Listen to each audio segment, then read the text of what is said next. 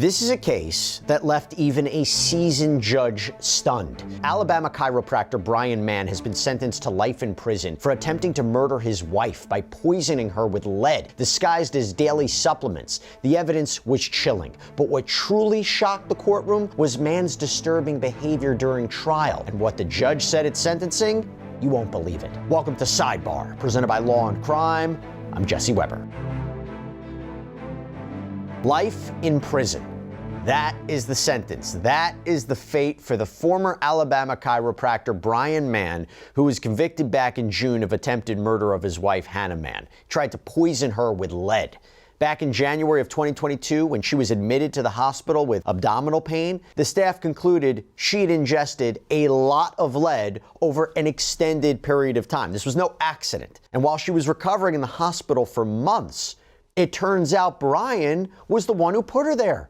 Supposedly, he had been giving her daily supplements that were laced with something that can be quite deadly. And apparently, they were going through a divorce. In fact, at trial, Dr. Felicia Hadaway, who treated Hannah, testified that safe levels of lead in someone's body would be around the number 10.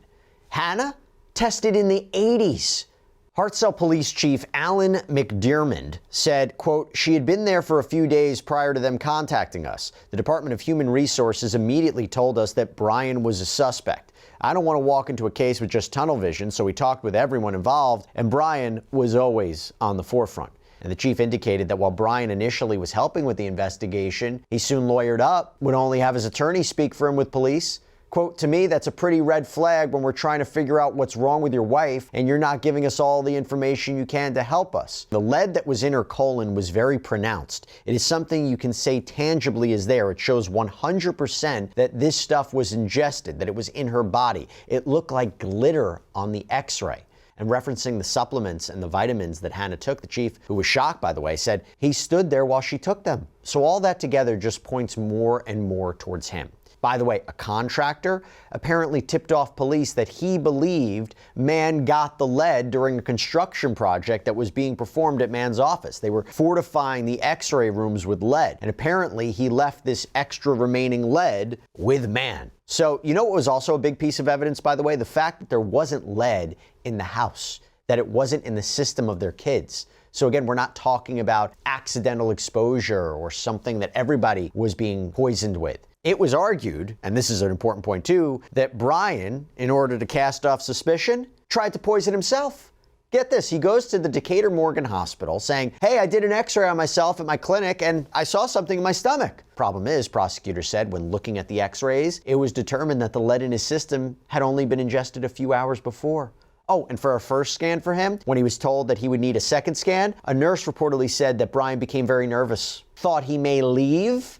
Yeah, that's not great. And by the way, what was also interesting about Dr. Hadaway's testimony was that they reportedly performed a 24/7 irrigation of Hannah's colon, and that is when they knew a crime had been committed. Hannah was in such bad condition that they actually had to temporarily paralyze her because any slight movement could have dangerously tipped off the pressure to her brain. Again, further indicating that this amount of lead in her body could only have been ingested.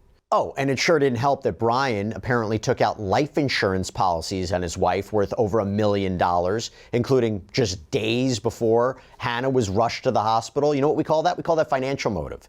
And when we talk about how egregious this is, how vicious, how strange, do you know what happened at sentencing? The judge, Charles Elliott, was so bothered by Mann apparently snickering during closing arguments and the facts of this case that when he sentenced Mann to life in prison with the possibility of parole, he told the prosecutor to let him know if Mann actually comes up for parole because he wants to be there to testify against him. The judge said this, "I've seen a lot in the 6.5 years I've been a circuit judge, and I saw a lot when I was a prosecutor with the DA's office. I've sat through and participated in hundreds of trials over the last 6.5 years, and I have never seen a defendant snickering during the state's closing arguments until you. I've never even heard of anything like that." He continued by saying, "Your wife's condition continued to deteriorate, and yet you continued to push her to take out more and more life insurance policies on herself. And then you have the gall to berate her when she doesn't like wearing ankle weights to defraud an insurance company." The testimony from your wife's medical providers was jarring to say the least. And here's the big statement. I want to ask the DA's office to personally notify me for whenever Mr. Mann comes up for parole. So in the event that 30 years from now, if I'm not in this position anymore, I will drive to Montgomery myself to speak against it. Wow. Wow. I've never heard that before. Okay? Now, according to 48 WAFF, lead prosecutor Garrick Vickery said regarding the judge's comments, quote, I believe this was a good glimpse into Brian Mann's character. I don't know if he took this seriously or if he takes anything seriously outside of himself and his pursuit of money. It's a peek into his soul. I believe, and Judge Elliott saw that and sentenced him appropriately. We will be in separate vehicles, but we will be in Montgomery to protest parole right alongside Judge Elliott. Hey, real quick, I want to give a shout out to Morgan & Morgan for sponsoring today's Law & Crime YouTube takeover. Now, Morgan & Morgan is a firm with over 1,000 attorneys. You know why they're so big? You know why they have so many? Because they win a lot. They have recovered over $25 billion from more than 500,000 clients. Think about that. In the past few months, a client in Florida received $12 million after the insurance company offered just $350,000. Out in Pennsylvania, a client was awarded $26 million. That is 40 times the insurer's $650,000 offer. Another client in Pennsylvania received $29 million after being offered only $500,000. And even if you think your case isn't worth millions of dollars, why not just start a claim and fight for what you deserve? Morgan & Morgan makes it so simple. You can start a claim from your phone in just 8 clicks. So if you're injured, you can easily start a claim at forthepeople.com/YouTube takeover by clicking the link below or scanning the QR code on screen. So let me bring in right now victims' rights attorney John Phillips. John, thanks so much for coming on. It seems to me when we talk about this sentence, it was probably a foregone conclusion he was getting life in prison. I looked a little bit at Alabama law for attempted murder. I think it could have been 10 to 99 years. I know it was reported that the defense didn't really have much to say. Maybe they were asking for mercy at one point. Mann didn't say anything reportedly during sentencing. But to have a judge make a comment like that, I want to be at his parole so I can testify against him, it seemed like life in prison for this crime was what was going to happen. It did. You know, and prosecutors and investigators did a good job laying out, you know, not only the crime, but the motivation. And I feel like we're in an era where we just keep seeing, you know, spouses that can't go through a simple divorce that are plotting each other's murders. And it's a very disturbing trend. And this is a very disturbing case. Yeah, and I'm not sure under Alabama law when parole could come up. I think it's based on a variety of factors. It might be different in every case. But what could Mann ever say or do to actually make parole? Because one of the things that the prosecutors really highlighted was this is not a one-time thing, that he was doing this daily. Day in, day out. His wife was getting sicker. He was not taken to the hospital. How can anybody like that ever be allowed to be free?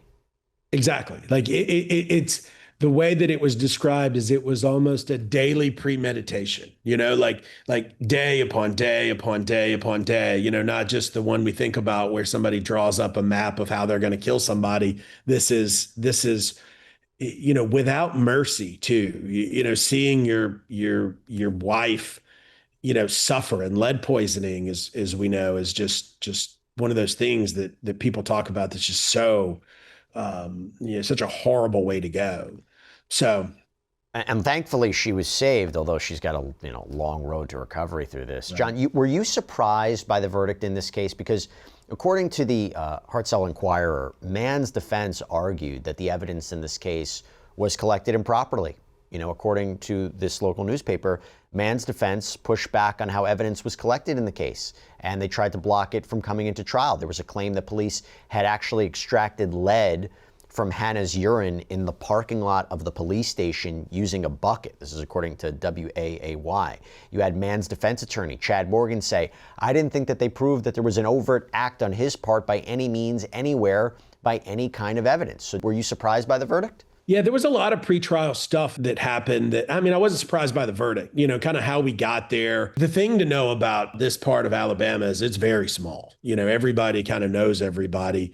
I had some fraternity brothers at Alabama from Hartselle in that area, and probably went to law school with some of the lawyers involved in the case, or at least their cousins. But it's a very small area. And, when you deal with justice in small town, particularly in Alabama, people know the people. And there's people, and I don't know this chiropractor or Brian Mann for anything, but, the people on a potential jury did, the judge did, the investigators did, and they certainly were determined to use the evidence no matter how they got it to pursue justice. Well, John, listen to this. So the defense didn't call any witnesses, even though they originally planned to call 7. Now, Chad Morgan, this defense attorney, he said, well, they felt that the state's case had not proven attempted murder, that, again, there was no overt act. So they decided to not call witnesses. And Morgan now seems to say that might have been a mistake. Quote, team decision. Brian was involved in that. He's the one who makes the call on all that mostly. We put together something at lunch yesterday, just trying to figure out what we need to do, and decided to make that call. And obviously, it wasn't the right call. What do you make of that? It's why judges, before the end of every trial, and particularly at the defense case, are you happy with your attorney? Have you been able to give input in your attorney? Because the next motion that comes after something like this, particularly when the defense attorney is like, oops, is the ineffective assistance of counsel motion. And there's some aspects of trial law, criminal or civil, that's gambling, right? You're taking some chances. I think calling no witnesses is giving the House, the prosecution, all of the advantage, and was a fatal error here. And by the way, at trial, Hannah testified. She testified about taking the pills, getting sick, Brian supplying them to her, thinking they were just, benign vitamins. And it was her mother who had urged her to go to the hospital because apparently Mann didn't want her to go. And she had been experiencing back pain and abdominal pain and nausea, difficulty walking, lethargic. This was since summer 2021 she was taking these pills. And how even though she's still fighting the effects of lead toxicity, she actually testified and said that she forgives Brian.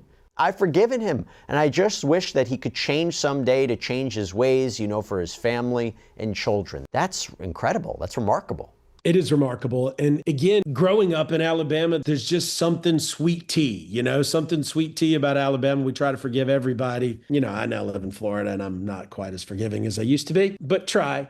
But it is stunning and shows, and I think it worked into sentencing too. Here you have somebody that's forgiven him, somebody that just went along. And that made what Brian Mann did, more malicious. Right. And just finishing this up with the sentencing, the words from the judge, that is clearly somebody who's not forgiven for what he did. He was so bothered by the facts of this case and so bothered by Brian Mann smirking or snickering during closings that he's like, when parole comes up, let me know. I'm going to drive over there and I'm going to testify against him. I've never heard a judge say that. It's not common because invariably there's appeals and there's times that a case comes back to a judge. We had it with Joe Exotic. So Joe Exotic's judge at sentencing took some shots at him and his lifestyle. And, invariably, we needed the judge to modify the sentence, and we sought to recuse him because he had taken this shot, and he, as a federal judge, chose not to recuse himself. But judges tend to hold that stuff back because it only works against them later. There's just no need for it. But here, that judge wanted to send a clear message of why he did what he did and why he sentenced how he sentenced. John Phillips, thank you so much. Appreciate you taking the time. Absolutely. Thank you. And that is all we have for you right now here on Sidebar, everybody. Thank you so much for joining us. And as always, please subscribe on YouTube, Apple Podcasts, Spotify, wherever you get your podcasts. I'm Jesse Weber. I'll speak to you next time.